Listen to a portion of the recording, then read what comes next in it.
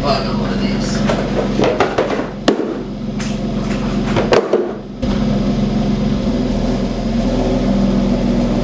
Really isn't a ton of room in here compared to the other cars.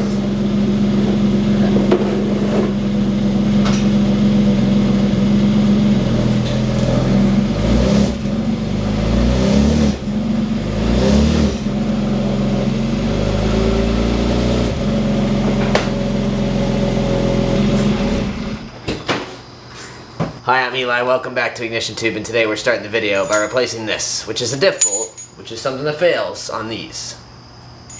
This is not an upgrade, this is literally the replacement bolt. Anyway, let's get into it.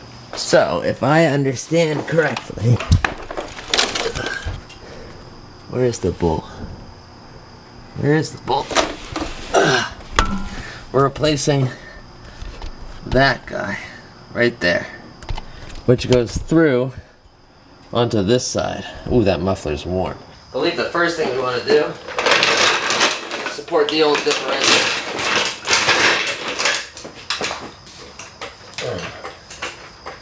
So that it doesn't come crashing down on us and or shift.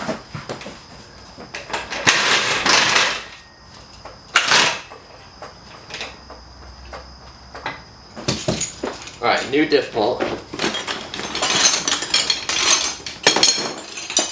Normally I work in my shop, but Palin's car's in the way out there. I believe this is a 21, this is a 22. Yeah, the one side's a 22. This is a 22. And then this side is a 21. Nice. Alright, so hopefully that's the same size as what's under there. I think we're going to switch to a GoPro. Yeah, it's a 21 on this side now. Okay. And then this one's going to be a 20.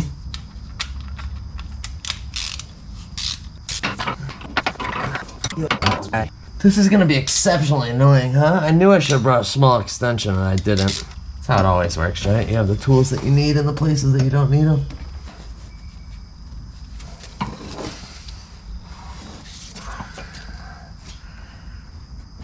Oh my god.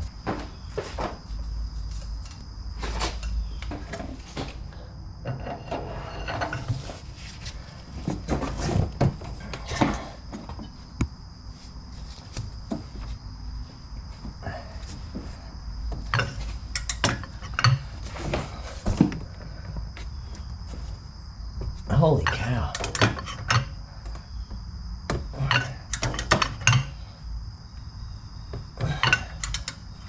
I knew that was gonna happen. Fun part is this is a nylon bolt, so I get to do that the whole way off. I don't even have a ratcheting 21, so I can't even speed this process.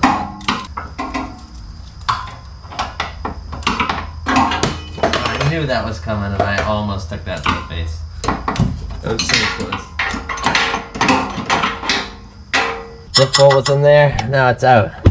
The trick is just to keep jacking it up, and when you think it's jacked up too much, you jack it up even more. And I slowly threaded this thing out. Wow, this is not a flattering angle, but I do not care. Victory. And then when it's going back in, if you have it jacked up enough, it should literally just thread in by hand.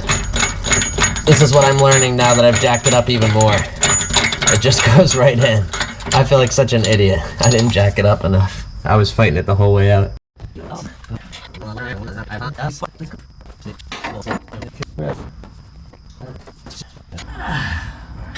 That's as tight as we're getting. Now we're not going to get the ratchet off.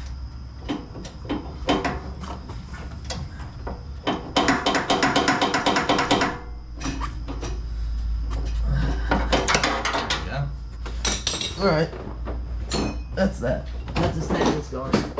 Now that we got the diff bolt figured out, we're going to go to Setup, Configure M2. So this is per Brock's recommendation. He recommended DSC off from the factory. I believe this is set on like MDM, which is reduced dynamic. Four-wheel drive. Brock said to put it in four-wheel drive. Now we have the option for four-wheel drive Sport, which puts more power to the rears. So we actually want four-wheel drive for the launch and not Sport because we want the traction distributed evenly. Now, not sure that's going to make a huge difference given we're stock power level.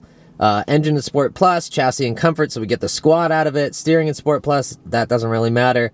Transmission is going to be an S3. I'm not 100% sure that that matters either. Transmission in S3 doesn't matter. I say that because when you launch the car, as long as the flag is available, when you brake and gas, it says launch control active, it will auto upshift at the red line. All right, we didn't make it to the drag strip, but we did make it to our secret testing facility. So we're gonna test launch control if it goes into launch control. Let's see, are you ready?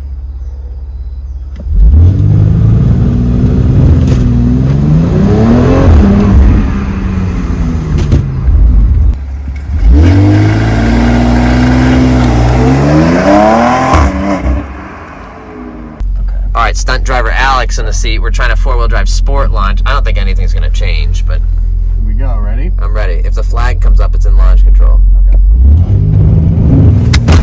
No.